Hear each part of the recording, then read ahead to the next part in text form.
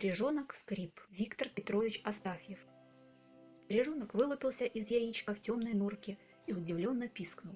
Ничего не было видно. Лишь далеко-далеко тускло мерцало пятнышко света. Стрижонок испугался этого света, плотнее приник к теплой и мягкой маме Стрижихе. Она прижала его крылышком к себе. Он задремал, угревшись под крылом. Где-то шел дождь, падали одна за другой капли. И Стрижонку казалось, что эта мама-стрижиха стучит клювом по скорлупе яйца. Она также стучала перед тем, как выпустить его наружу. Стрижонок проснулся от того, что ему стало холодно.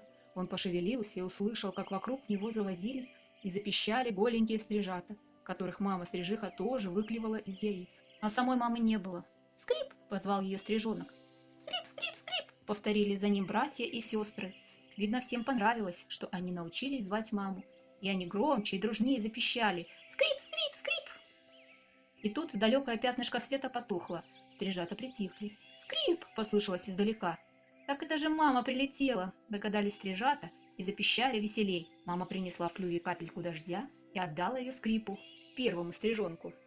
Какая это была вкусная капля! Стрижонок Скрип проглотил ее и пожалел, что капля такая маленькая. «Скрип!» — сказал он. «Еще, мол, хочу!» «Скрип, скрип!» — радостно ответила мама-стрижиха. «Сейчас, дескать, сейчас!» И опять ее не стало. И опять стрижата тоскливо запищали. А первый стрижонок кричал громче всех. Ему очень уж понравилось, как мама-стрижиха поила его из клюва. И когда снова закрылся свет вдали, он что было духу закричал: «Скрип!»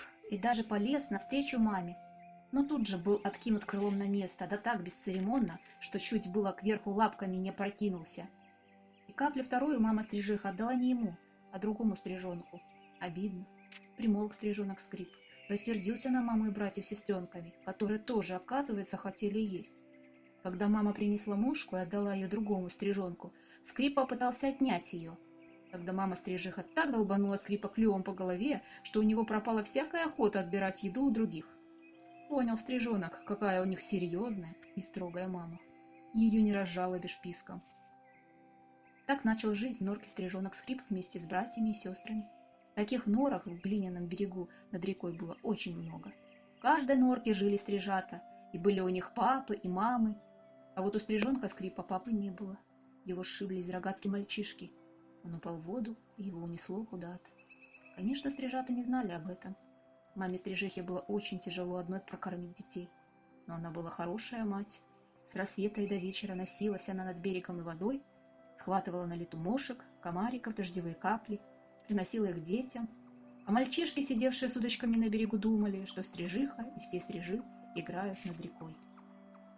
Стрижонок Скрип подрос, у него появились перья, и ему все время хотелось есть. Иногда ему удавалось отобрать у братца или сестренки мошку, и тогда они жалобно и недовольно пищали. За это Скрипу попадало от мамы стрижихи. Но ему так хотелось есть. Еще ему хотелось выглянуть из норки и посмотреть, что же оно там такое, дальше этого пятнышка света, откуда мама-стрижиха приносит еду и ветреные запахи на крыльях. Пополз стрижонок Скрип, и чем дальше он полз, перебирая слабыми лапками, тем больше и ярче делался свет. Боязно. Но Скрип был храбрый стрижонок. Он полз и полз. Наверное, он выпал бы из норки и разбился, как разбиваются такие вот неразумные птенцы. Но тут появилась мама-стрижиха, схватила его, уволокла вглубь норки и раз его клювом по голове. Сказала сердито: «Скрип, скрип!» И еще по голове, и еще по голове. Очень рассердилась мама-стрижиха, очень сильно била Скрипа. Должно быть, там, за норкой, опасно, раз мама-стрижиха так волнуется. Конечно, откуда Скрипу было знать, сколько врагов у маленьких проворных стрижей? Сидит на вершине березы страшный быстрый сокол и подстерегает их. Скоком, прыгом подходит к норкам клюватая ворона. Тихо ползет меж камней черная гадюка. Побольше подрос Скрип, догадываться об этом стал. Ему делалось жутко, когда там, за норкой, раздавалось пронзительное «тиу». Тогда мама-стрижиха бросала все, даже мошку или каплю воды, и тоже, крикнув грозное «тиу», мчалась из норки. И все стрижи с криком «тиу» высыпали из норок и набрасывались на врага. Пусть этот враг хоть сокол, хоть коршун, хоть кто, пусть он хоть в 100 раз больше стрижей, они все равно не боялись его. Дружно налетали стрижи, все как один. Коршун и ворона скорей убирались в лес, а гадюка пряталась под камень. и со страху шипел.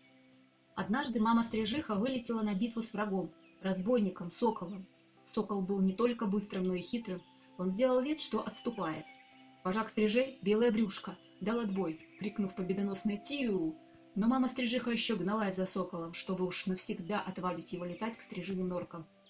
Тут сокол круто развернулся, ударил маму-стрижиху и унес в когтях. Только щепотка перьев кружилась в воздухе. Перья упали в воду, и их унесло. Долго ждал стрижонок Скрип маму. Он звал ее, и братцы, и сестренки тоже звали.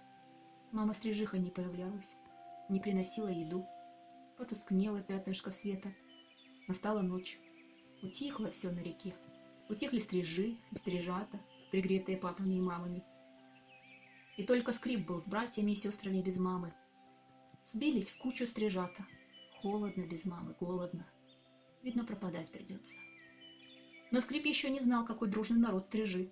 Ночью к ним нырнул вожак, Белое брюшко, пощекотал птенцов клювом, обнял их крыльями, и они пригрелись, уснули. А когда рассвело, в норку к Скрипу наведалась соседка-стрижиха и принесла большого комара. Потом залетали еще стрижи-стрижихи и приносили еду и каплю воды. А на ночь к осиротевшим стрижатам снова прилетел вожак Белое брюшко. Выросли стрижата, не пропали. Пришла пора покидать им родную норку. Как говорят, становиться на крыло, самим добывать себе пищу и строить свой дом. Это было радостно и жутко. Скрип помнит, как появился в норке вожак Белое брюшко. Вместо того, чтобы дать ему мошку или капельку, он ухватил Скрипа за шиворот и поволок из норки. Скрип упирался, пищал. Белое брюшко не обращал внимания на писк Скрипа, подтащил его к устью норки и вытолкнул наружу. Ну что было делать Скрипу? Не падать же. Он растопырил крылья и полетел. И тут на него набросились все стрижи, старые, молодые, все-все, и погнали его от норки всей стаи навстречу ветру, навстречу ослепительному солнцу. «Скрип, Скрип!» – испуганно закричал стрижонок, захлебнувшись ветром, и увидел под собою воду. «Скрип, Скрип!» «А если я упаду?» – с ужасом подумал он. Но стрижи не давали ему упасть. Они гоняли его кругами над водой, над берегом, над лесом. Потом крики стрижей остались позади. Свист крыльев и гомон птичий угасли. И тут стрижонок Скрип с удивлением увидел, что он уже сам, один, летает над рекой. И от этого сделалось так радостно, что он взмыл высоко-высоко и крикнул оттуда солнцу, реке, всему миру: «Скрип!» И закружился над рекой, над берегом, над лесом. Даже в облако один раз залетел, но там ему не понравилось, темновато и одиноко. Он спикировал вниз и заскользил над водою, чуть не касаясь ее брюшком. А потом Скрип и сам стал помогать стрижатам. Вытаскивал из норок стрижат и тоже гнал их над рекой вместе со всеми стрижами. И кричал: «Скрип, Скрип, держи его, догоняй!» Ему было весело смотреть, как метались и заполошно кричали молоденькие стрижата, обретая полет, вечный полет. Скрип много съел в этот день мошек, много выпил воды. Ел и пил он жадно, потому что стрижи всегда в движении, всегда в полете. И оттого надо им все время есть, все время пить. Но день кончился. Он еще раз плюхнулся белым брюшком на воду, схватил капельку воды, отряхнулся и поспешил к своей норке. Но найти ее не смог. Ведь снаружи они никогда не видели свою норку. А сейчас все норки казались ему одинаковыми. Норок много. Разве их различишь? Скрип сунулся в одну норку — не пускают. В другую — не пускают. Все стрижиные дома заняты. Что же делать? Не ночевать же на берегу. На берегу страшно. В норке лучше. И Скрип начал делать свою норку. Выскребал глину остренькими когтями, выклевывал ее, выносил к воде. Снова возвратился к яру и опять клевал, скреб, а в землю подался чуть-чуть. Устал Скрип, есть захотел. И решил, что такой норки ему вполне хватит. Он немного покормился над рекой и завалился спать в свою совсем еще не глубокую норку. Неподалеку рыбачили мальчишки. Они пришли к стрижиному яру. Один мальчишка засунул руку в норку и вынул Скрипа. Что только пережил Скрип, пока его держали в руках и поглаживали, как ему казалось, громадными пальцами. Но ничего, попались ребятишки хорошие, выпустили Скрипа. Он полетел над рекой и со страху крикнул: «Тиу!». Все стрижи высыпали из норок. Глядят, никого нет. Ребятишки уже ушли. Сокол не летает. Чуть было не побили стрижи Скрипа, но пожалели, молодой еще. Тот понял, Скрип, что в маленькой норке не житье, и принялся снова работать. Он так много раз подлетал к своей норке, чтобы унести глину, так пробивался вглубь яра, что норку эту отличал уже ото всех. Как-то опять пришли мальчишки, засунули руку, чтобы вытащить Скрипа, а достать не могут. Скрип вертел головою и, должно быть, насмешливо думал: «Шалишь, братцы-мальчишки, и вообще совесть надо иметь». Хорошо, спокойно жилось в своей норке.